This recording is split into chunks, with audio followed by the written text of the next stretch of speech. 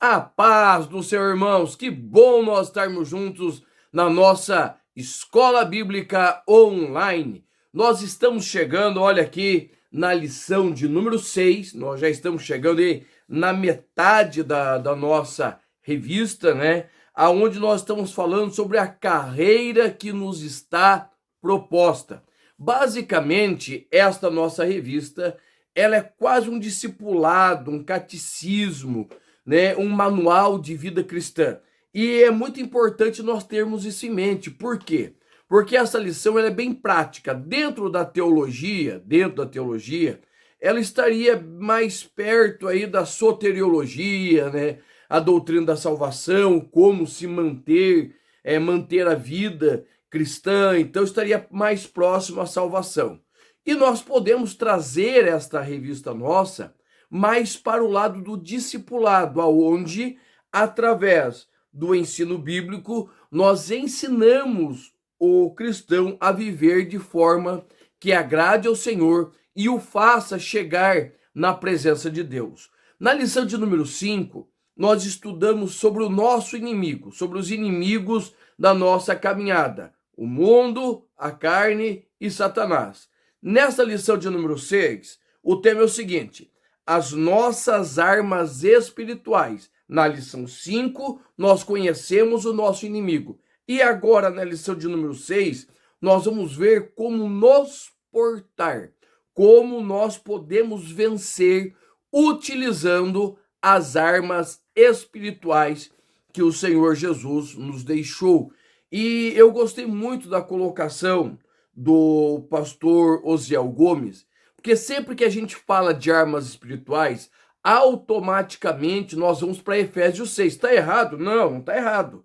Mas nós temos mais textos. E as armas espirituais, elas estão contidas em vários aspectos da vida cristã. E quando Isaías escreve no capítulo 54, versículo 17, ele vai dizer assim: nenhuma arma forjada contra você prosperará, e você condenará toda língua que quiser acusá-la em juízo.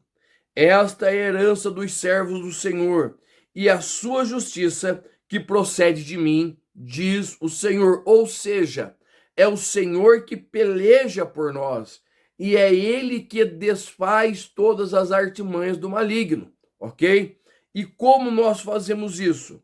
Nós fazemos isso nos colocando debaixo da vontade de Deus. Então essa é a lição de número 6, as nossas armas espirituais, e o nosso textuário diz assim: porque as armas da nossa milícia não são carnais, mas sim poderosas em Deus para a destruição das fortalezas. Segunda carta de Paulo aos Coríntios, capítulo de número 4, capítulo de número 10, versículo de número 4. E esse daqui, né, é o já conhecido nosso PDF, o material que eu preparo para a ministração desta aula, para te ajudar, certo? Para enriquecer os teus conhecimentos, para você preparar a sua aula. Esse material, hoje ele tem 10 páginas, varia sempre entre 10 e 15 páginas o nosso material, cheio de comentários bíblicos, versículos que vão te ajudar na ministração da sua aula. Para conseguir, é bem simples. Entra no nosso grupo do WhatsApp aqui, certo? Tem o nosso grupo ali. Você entra no grupo e eu disponibilizo para você todo dia material novo. Tem o nosso PDF, tem estes cardzinhos aqui, ó, que eu sempre coloco, que é a leitura diária. Todo dia um card novo para que você possa estar entregando para os seus alunos via WhatsApp, via Instagram, nos teus grupos de escola bíblica, para já ir movimentando as suas aulas para o seu aluno se inteirar, tá? E também comentários, e a gente vai interagindo lá, tá bom? O nosso texto áureo, eu quero dividir esse texto áureo em 7 partes, tá? Para você compreender. Texto áureo é assim, porque as nossas armas porque as armas da nossa milícia não são carnais, mas sim poderosas em Deus para a destruição das fortalezas. E eu quero dividir em 7 partes aqui, para nós compreendermos o que é esta batalha espiritual. Primeiro, existem 2 milícias, e tudo isso está aqui no PDF, tá? Existem 2 milícias. A milícia que o Senhor convocou e a milícia que está no poder do maligno. Qual nós escolhemos? Nós escolhemos servir ao Senhor. Nós escolhemos também, dentro desta milícia, que tipo de arma nós queremos utilizar. Armas carnais ou armas espirituais. Nós precisamos escolher as espirituais. Paulo deixa bem claro que a nossa luta não é contra carne ou sangue. Ou seja, nós não pelejamos contra pessoas, nós pelejamos contra o espírito do maligno, certo? Que opera e se segura aí na cadeira e opera até mesmo dentro da igreja. Terceiro, em nós não há poder nem capacidade para vencermos a carne, se nós não estivermos do lado certo, utilizando as ferramentas, as armas certas, nós não temos poder para vencer. Quarto, somente em Deus, olha só, somente em Deus nós podemos vencer. O que isso quer dizer? Que somente quando escolhemos a milícia certa, utilizamos as armas certas e nos colocamos debaixo da dependência.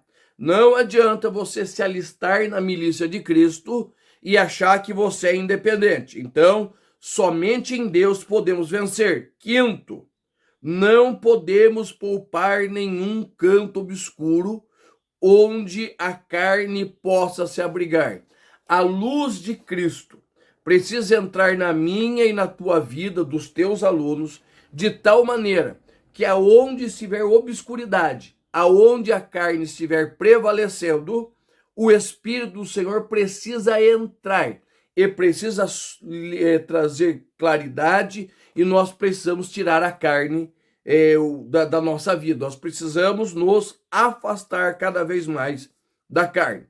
Sexto, o apóstolo utiliza o plural para definir que existem várias formas de fortaleza. Paulo diz, para destruir as fortalezas. Irmãos, não é apenas um lugar, não é apenas uma situação, são várias situações que se levantam para quê? Para tentar tentar te fazer parar. Então, Paulo usa o plural. Preste atenção nessas palavrinhas. Nunca é à toa uma palavra no plural, um pronome diferente, certo? Ou um artigo, né? Ou tudo tem sentido. E esse plural quer dizer que existem várias fortalezas, vários locais de conflito, e eu e você precisamos estar cientes disto. Sexto, para encerrarmos, somente o Senhor dos Exércitos pode descortinar as fortalezas e nos dar estratégias para que nos conduzamos em vitória. Ou seja, sozinho eu não posso. Eu preciso ser dependente. Irmãos, dependência. Dependência de Deus é a chave para toda vitória. Eu sozinho não sou nada. Eu sozinho não posso nada. Mas em Cristo, olha só, em Cristo somos mais do que vencedores pelaquele que nos amou, ok? Vamos lá. A nossa verdade prática diz assim: diante da batalha espiritual, temos poderosas armas espirituais à nossa disposição: a palavra de Deus, a oração e o jejum. Então, o pastor Osiel Gomes já deixa clara aqui nessa lição 6 que as nossas armas espirituais são oração, jejum e palavra.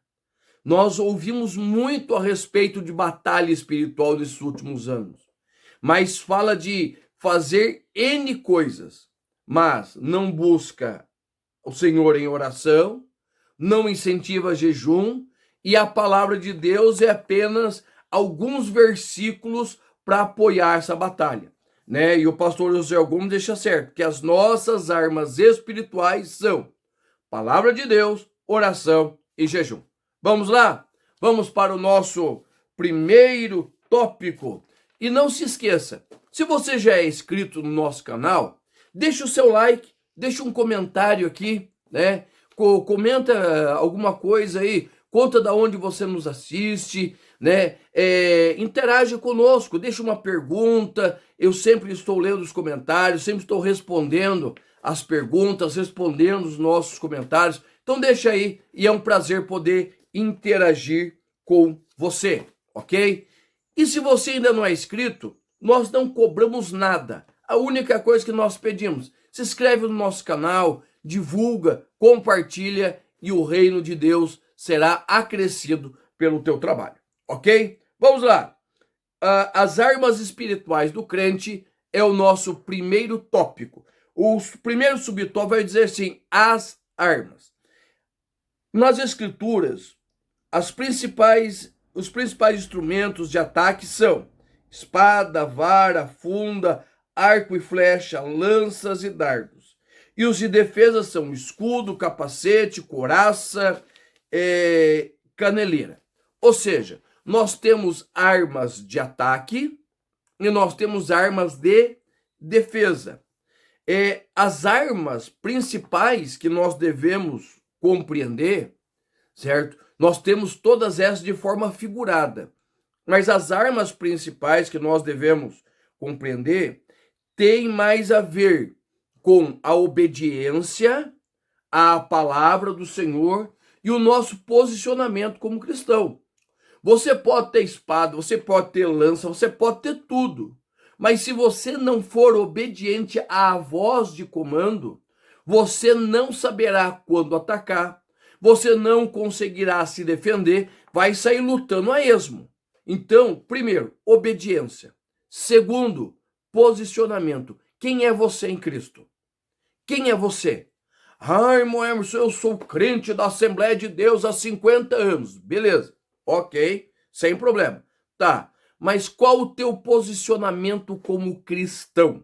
Certo? Lá na rua você dá testemunho, na escola, do teu serviço, quando o guarda te para, e infelizmente ainda existem alguns guardas de trânsito que cobram propina, você paga a propina, qual é o teu posicionamento?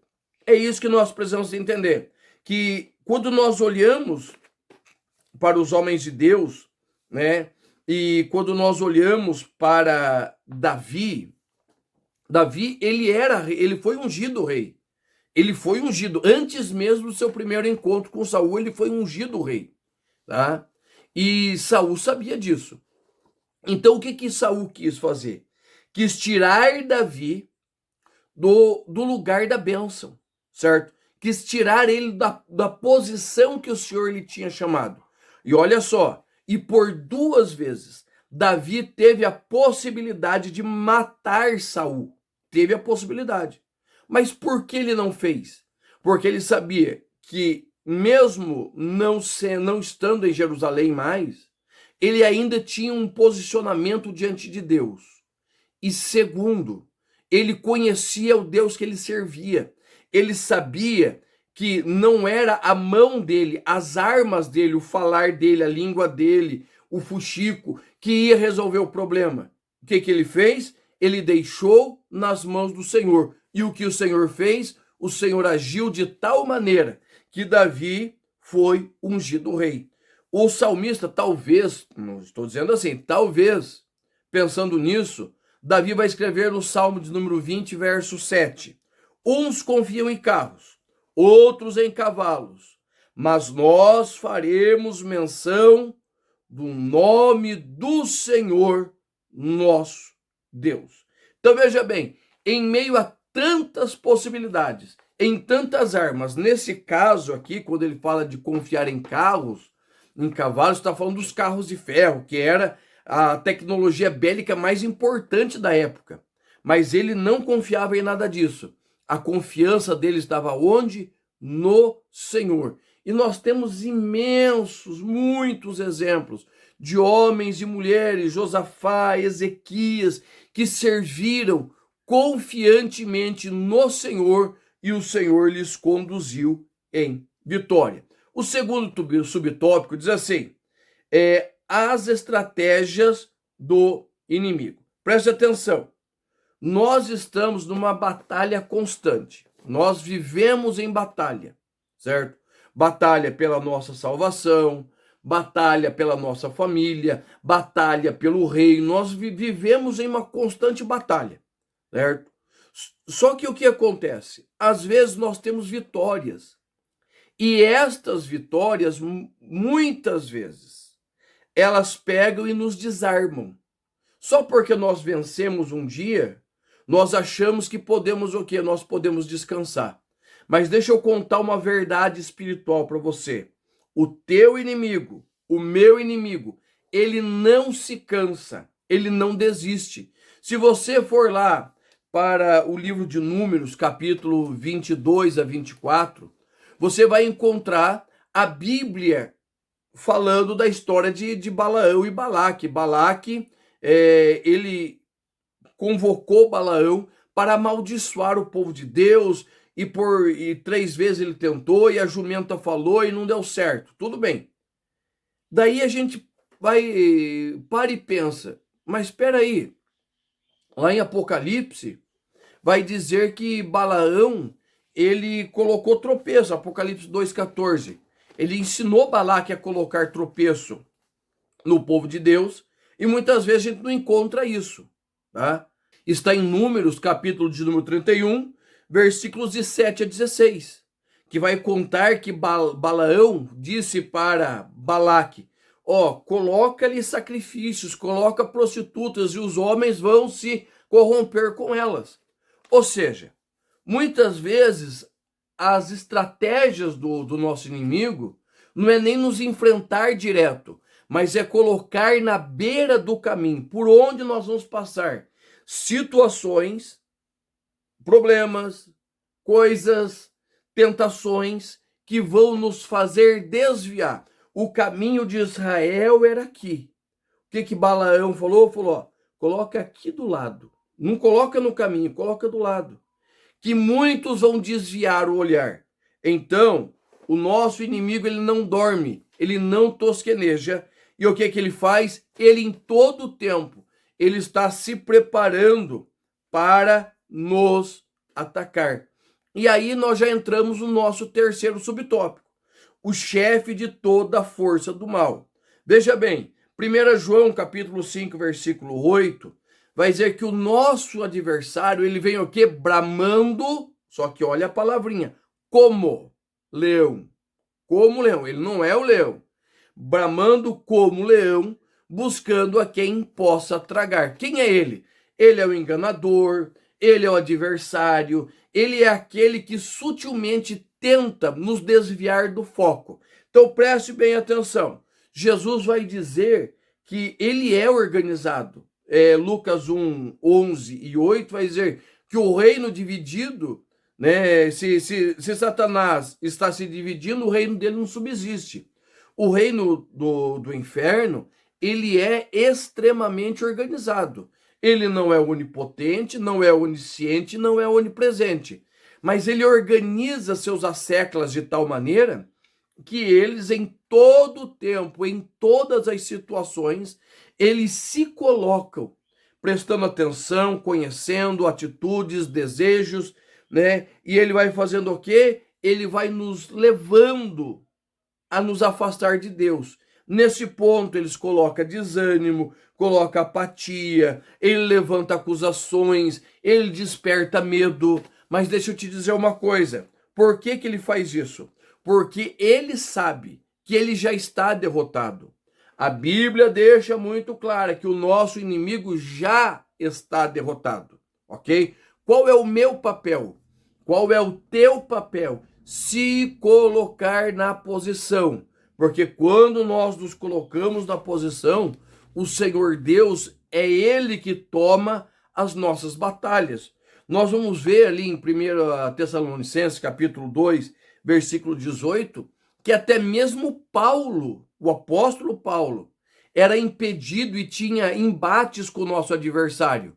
Por quê? Porque esse é o papel dele. Mas em todos os momentos Paulo sai vitorioso, não por quem ele é, mas por quem Cristo é. Eu não sou nada, mas em Cristo eu sou mais do que vencedor. O nosso segundo tópico diz assim: as 3 armas espirituais do cristão, ok? Irmão, se eu estou te ajudando, deixa um like. Deixa um like. Eu te ajudo, você me ajuda. Não é inscrito ainda? Se inscreve no canal, certo? E manda uma mensagem para mim, fala: ó, tô me inscrevendo hoje, ó, estou fazendo parte dessa escola bíblica a partir de hoje, ok? Então vamos lá. As 3 armas, nós vamos falar da palavra de Deus, oração e jejum. Irmãos, ó, ser bem sincero, isso é malhar ferro fria, porque são três disciplinas espirituais que devem fazer parte do hábito, de algo corriqueiro e comum. E quando eu falo de hábito, não estou falando do sentido pejorativo, algo que é automático, mas eu estou falando de algo que eu devo praticar todo dia. Todo cristão tem de ler a Bíblia todo dia. Todo cristão tem de ler a Bíblia pelo menos uma vez por ano. Credo, mas é muito difícil. Não é difícil. Não é difícil. Nós gastamos muito mais tempo em WhatsApp, redes sociais, em roda de chimarrão, do que lendo a Bíblia, certo? Ah, mas a Bíblia é difícil. Não, a Bíblia não é difícil. O que é difícil é viver afastado do Senhor. Isso é difícil. Então, o que é a palavra? A palavra é a fonte de fé e poder que o Senhor nos deixou. Escreveu isso daí? O que é a palavra? A palavra é a maior fonte de fé e poder que o Senhor nos deixou. Pronto, acabou, certo? Só isso, você só precisa saber disso. Se você souber disso e isso entrar na sua mente, você vai ler a Bíblia todo dia. Ai, Emerson, mas e daí? Eu vou falar de mim. Às vezes, irmãos, pega umas correrias, pega uns dias turbulentos, e eu saio de madrugada, volto de noite, eu fico às vezes 3, 4 dias, já cheguei a ficar semana sem ter tempo dirigindo e trabalhando de ler a palavra. Parece que a minha bateria vai se esgotando. E eu estou sendo sincero, quem me conhece sabe, eu sou muito sincero, o que eu acerto, o que eu erro, e eu não tenho problema de falar, certo? Às vezes acontece, entra numas pilhas, numas correrias, e a reforma de igreja e vai abaixando, para mim, vai abaixando o nível. E aquilo me faz mal, eu me sinto fraco e vulnerável. Eu começo a ler a palavra de novo, parece que a minha bateria espiritual vai se enchendo. Então, eu preciso ler a palavra. Por quê? 2 Coríntios 6, 7. Na palavra da verdade e no poder de Deus, com as armas da justiça, tanto no ataque quanto na defesa. Todas as vezes, preste atenção, olhe para mim aqui, todas as vezes que eu estou lendo a palavra, vivendo uma vida com a palavra, eu estou me preparando para as batalhas, tanto para ataque quanto para defesa. Tá? Então é muito importante. Segundo, oração. Oração é muito fácil. A gente fala muito de oração, vê muita pregação de oração. Só que qual o problema? As pessoas, boa parte fala e não faz. Eu escuto muita gente pregando sobre oração. Mas você vai nas igrejas, as pessoas não estão lá orando. Tá? Ah, mas você não sabe do meu relacionamento em casa com Deus. Lógico, tá? Não vou discutir isso. Mas quem não ora em casa tem dificuldade de orar na igreja. Quem não ora no dia a dia tem dificuldade de orar na igreja. Quanto mais a pessoa ora, mais necessidade ela tem de orar, certo? O meu pastor Ed Spolini, aqui do Campo de Castro, ele sempre diz assim, que as pessoas que mais necessitam de oração são as que menos oram. Tá? Por quê? Porque os seus problemas não são solucionados, as suas situações não são colocadas diante de Deus. Então nós precisamos orar. E um grande exemplo de oração está ali em Êxodo capítulo 17, versículos de 9 a 13. A Bíblia vai dizer que Josué está ali no vale lutando contra os amalequitas, e lá em cima está Moisés, Arão e Hur. O que eles estão fazendo? Eles estão orando, eles estão com as mãos levantadas. E como eles estão com as mãos levantadas, a oração ela vai pesando, certo? Moisés está com as mãos levantadas e o povo está avançando. Moisés abaixa as mãos, o povo recua. Então o que Arão e Hur faz? Se coloca a segurar a mão de Moisés e puxam pedras para sustentar as mãos de Moisés. Para quê? Para que o povo continue avançando. Você quer que a tua vida espiritual avance, a tua família avance, que a tua igreja avance? Se coloque em oração. Não tem outro jeito.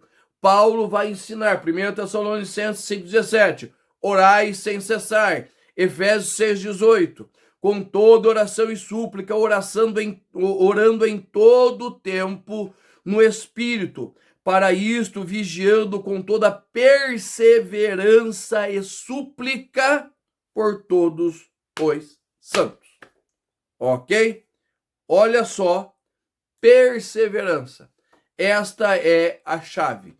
Jesus vai contar a parábola do juiz iníquo, que todo dia a mulher ia bater e falar, faz justiça a mim, faz justiça. E ele, como diz aqui, veiaquiano, né? Se esquivando, ia de um lado, ia para o outro e não queria. Mas aquela mulher foi tão insistente, tão persistente, que ele vai dizer assim, eu não temo a Deus nem a homem nenhum. Mas para ela parar de perturbar, essa versão segundo Emerson Santos, né? Para ela parar de me perturbar, eu vou julgar a causa dela. Ou seja, o Senhor Jesus louvou esta mulher pela capacidade de não desistir. E a terceira arma é o jejum, que é aliado à palavra de Deus. Veja bem, preste atenção. Preste atenção. O que é o jejum? É mortificar a nossa carne. É nos separar. Para quê? Para que o Senhor realize a sua vontade em nós primeiro, né? Existe, na Bíblia, existe jejum para livramento nacional, existe jejuns para enviar missionários, mas tudo, irmãos, é para que a vontade de Deus se cumpra. E nós temos visto o quê? Jejum das causas impossíveis. Irmãos, quem realiza o impossível é o Senhor.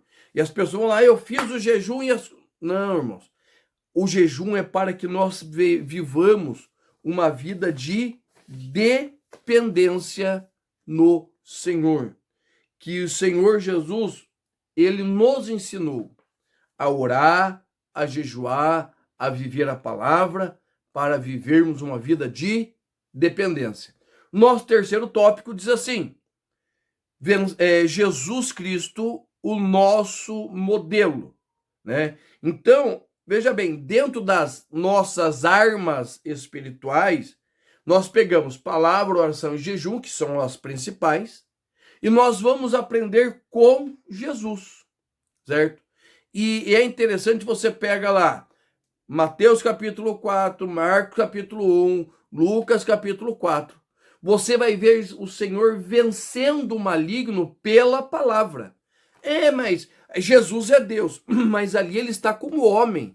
Ele sente canseira como homem, fadiga como homem, fome como homem.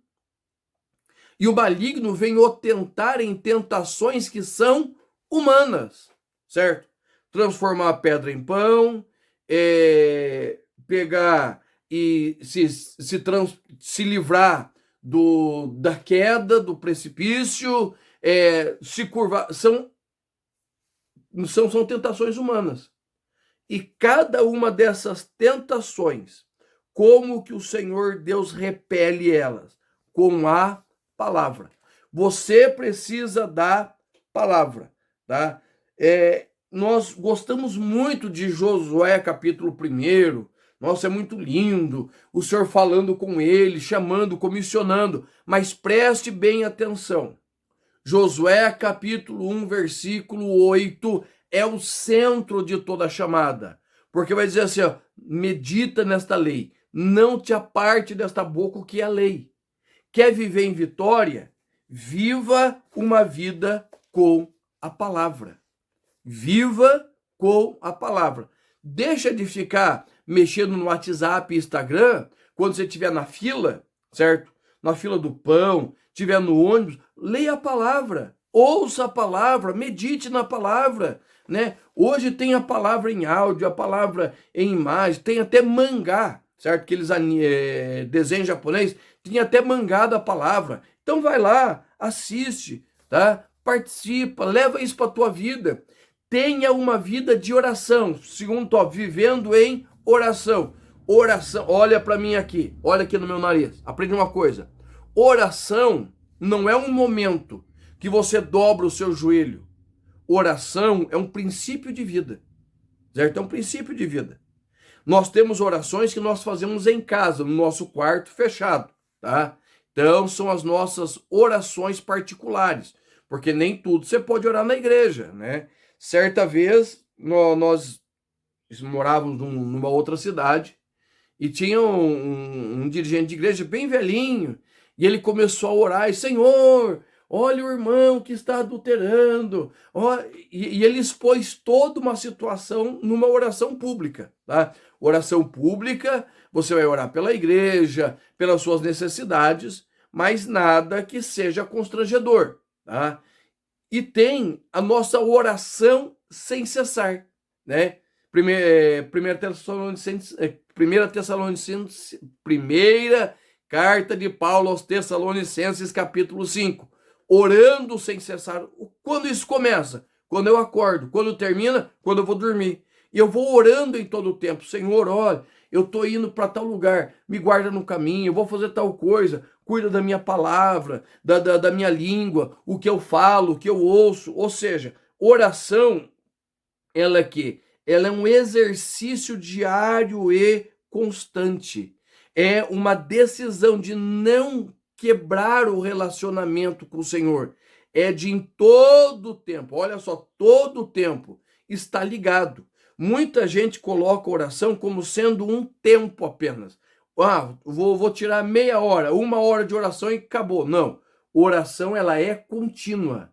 Ela é contínua, ok? E o nosso terceiro subtópico, vivendo em jejum. O que é o jejum? É uma abstenção total ou parcial de alimentos, com a introdução de água ou não, tá? Para quê?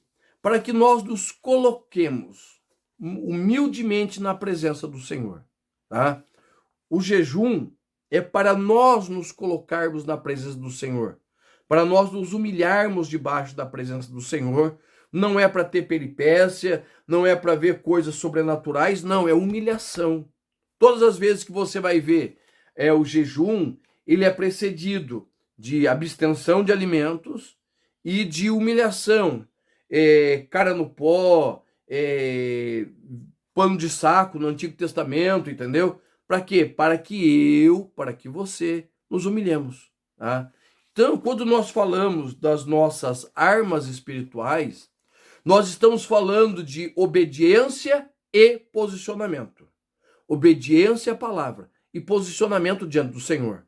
Porque muitas lutas nós vamos enfrentar, mas se nós estivermos firmes com Cristo, o Senhor nos conduzirá à vitória. Tá bom?